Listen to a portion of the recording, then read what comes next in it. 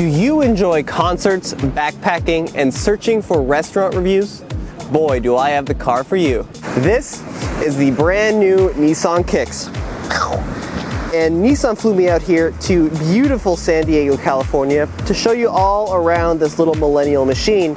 And I do mean a millennial machine because concerts, backpacking, and restaurant reviews are what Nissan considers to be interests of this vehicle's target market. People between the ages of 25 and about 35 years old. This car is supposed to be very fun, very youthful. Let's see if it actually is. All new Nissan Kicks. Where to begin? Where to begin? You know what I think we need? A trendy, millennial, clubby music montage.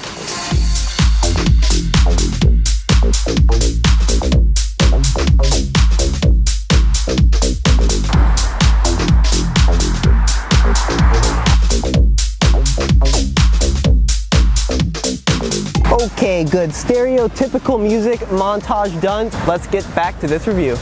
So let's quickly talk about style on this new Nissan Kicks. The first thing you notice is the boomerang headlight and tail light design. LED low beams are available on the Kicks as well. This is the top trim SR model, so we have some features that you wouldn't normally see on your basic S or SV Kicks. Features such as the fog lights down here, which is a very nice addition, I must add. Next up, you'll notice the grille. This is Nissan's V-Motion grille. It's very handsome in my opinion. It's not too large, not too in your face, but you'll also notice it is almost completely blocked off by these little aerodynamic plugs. So the Kicks is available in 7 different colors: brilliant silver, gun metallic, super black, cayenne red, fresh powder, aspen white, and this is the deep pearl metallic. In addition to that, there are also 5 two-tone contrasting paint combos that you can choose from. What is not an option are the surfboards on the roof. That is not a factory option, as cool as that would be, but what they're attached to, these roof rails, those are standard across the board, regardless of which trim you get. Nissan likes to point out the high waistline of this vehicle, gives it an active, sporty appearance, and I do tend to agree. I really do like these large 17-inch wheels on this SR trim. I like how the inserts are blacked out, contrasted against the bright silver. Really a cool look. And coming around the back, we also see some interesting designs with the way that the trunk is cut out, or the hatch is cut out on this vehicle. It's not by any means just a straight cut. You can see it starts up here, curves around, makes a massive U-turn here, and then continues around the back. Super cool.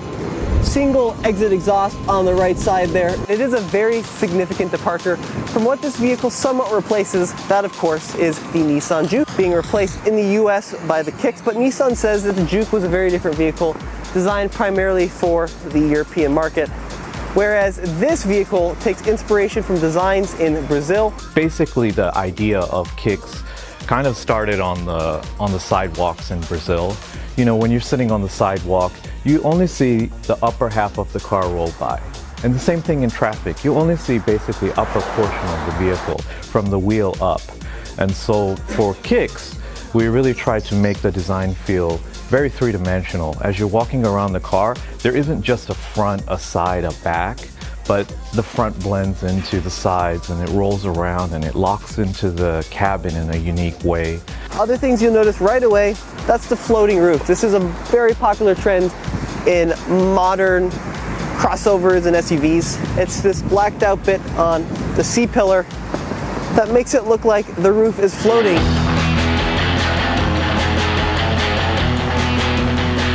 So under the hood, there's only one engine and one transmission. That's a 1.6 liter dual overhead cam 4-cylinder. It's got what Nissan calls a CVT-CS, or continuous variable valve timing control.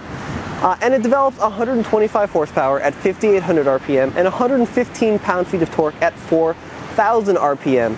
It is mated to a continuously variable transmission, and Nissan has worked hard to eliminate that CVT rubber band feel, or so they describe it. Well, I could whine about the CVT, or I could let it do it for you.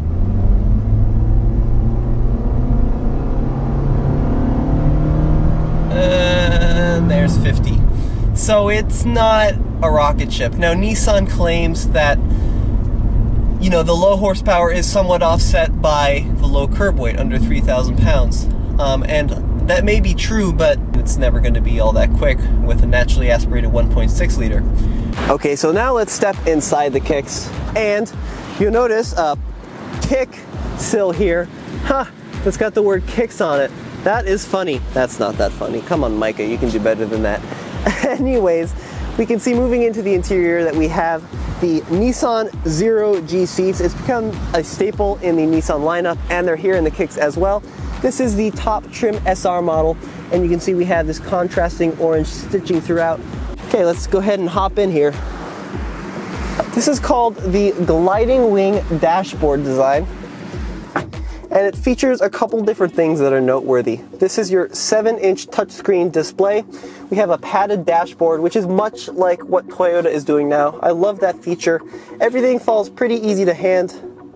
You know, tune volume knobs, we'll go over that in a second. And then down here are your climate controls, USB, and then your traditional automatic shift lever here with your start stop button down there.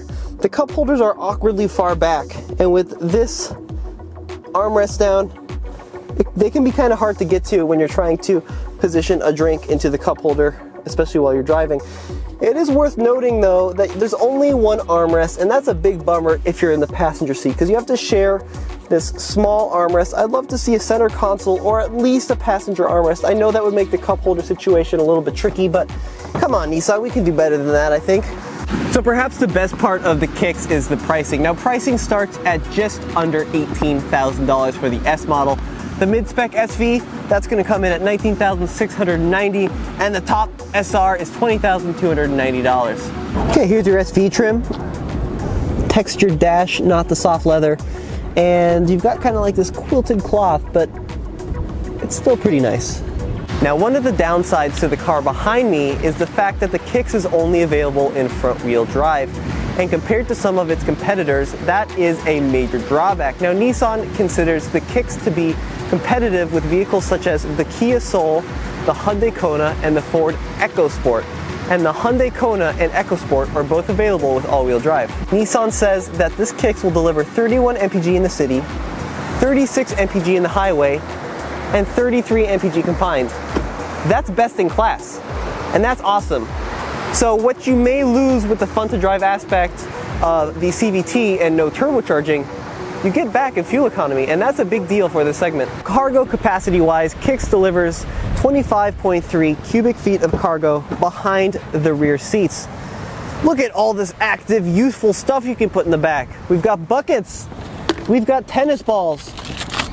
We even have tennis balls in buckets. If that doesn't scream, I'm ready to do anything, I don't know what does. Even Razor scooters. All joking aside though, the trunk space is pretty decent, and there's not much of a liftover height, which is nice as well. Okay, venturing out into millennial stuff, I'm walking on a beach. Don't tell anyone, but kind of a nerd. Okay, that's enough. Yeah, that's a lot of walking. Let's go back. Craig, you're actually out here doing what Nissan wants people to be doing with like active lifestyle. Are you a surfer? Yeah, I am. Yeah, I would totally throw my surfboard on top or throw it inside for the car. It's got that little active lifestyle look to it, and I think the price point is going to be really good for people on a budget looking to get away from just a standard car. And looks great. Probably gets really good fuel economy. So, what does a real surfer drive? What's your your go-to? Ideally, a 2005 Scion XB. Do you have it here? It's right there. Let's take a look. It's a 2005 Scion XB with 150,000 miles on it. I had one back in 2005 and sold it and had buyer's remorse and figured I need another one. So here I am 13 years later, and I found one local from another surfer, paid like $4,000 for it, and it just goes. It just goes. I throw all my surfboards in here, and I think that little vehicle over there probably has the same utility. So what makes an active lifestyle vehicle? I open up the doors and I throw stuff in the hatch. Hatch, you have to have a hatchback. We don't have enough wagons in this country, but here's my 2 paddle boards, and you just throw stuff in it and it goes. Now you can put it on the roof, but I go to work early in the morning, so I keep my stuff inside. But it gets 35 miles to the gallon, and it's not complicated. Okay, backseat test on the Kick. So I'm about 6 foot, 6'1". This seat's moved back all the way, and you can see my legs touch, but they're not too uncomfortable. Plenty of headroom back here. actually a really usable back seat. Now the Kicks is actually based on what Nissan calls their V platform. That's what the Versa and the Versa Note are based off of, but compared to those vehicles, the Kicks is radically different. We're talking 7 inches of ground clearance.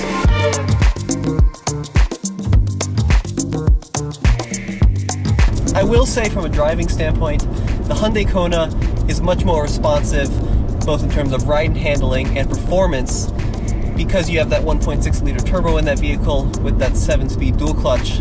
This is a little bit more compliant maybe, if you will, but it does what it needs to do. I think the cabin noise is very acceptable. We're cruising along here at about 50, and I can easily talk to my drive bud here with no worries. So we're taking a look here at our gauge mounted information cluster, and it shows some cool stuff that's not necessarily typical in this price point of a vehicle. So first off, there's your standard tachometer, but it goes far beyond that. If I scroll right here, it can show you what's playing on the radio, what's playing on your phone if you have it hooked up. Next is economy, and I have a couple different economy screens. I can see average, and then I also have the fuel economy history. Moving on, PSI and information. Scrolling up, driving aids. In this one, we have the emergency braking. There we have a drive computer. And at the very top, you can see we've got an additional speedometer. And then we have a lot of settings too, so we can customize the display, TPMS settings, maintenance, and your clock settings as well. Very easy to use, very functional. Moving a step down, we do have automatic climate control in this model.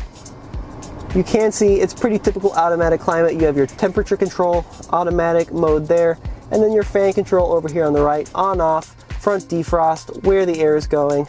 Got to turn that back on because it is hot here in San Diego.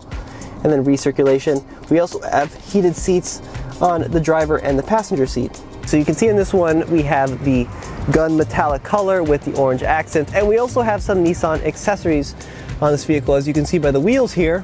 And come around the back, take a look. Chrome exhaust tip, how cool is that? That's pretty dang cool. The Nissan Kicks is available in dealerships now, and while it may not be as fun as the all-wheel drive and turbocharged Juke that it largely replaces, it does offer a decent amount of creature comforts and convenience features. Features such as standard forward collision alert and emergency braking. So when Nissan provides you with a goofy, I don't know, what is that, palm tree hat, you have to wear it because that's a must. But let's talk about these Bose speakers in the headrest. It's part of an option on the SR trim, and it's great, except there's one issue. They're only in the driver's side headrest. That's just like this armrest. If you want an armrest, you better be a driver in a Kicks, because the passenger side, nothing. We do have USB ports which can be accessed from the front and the rear. I do really like that. One more up there with an auxiliary port. Really nicely equipped.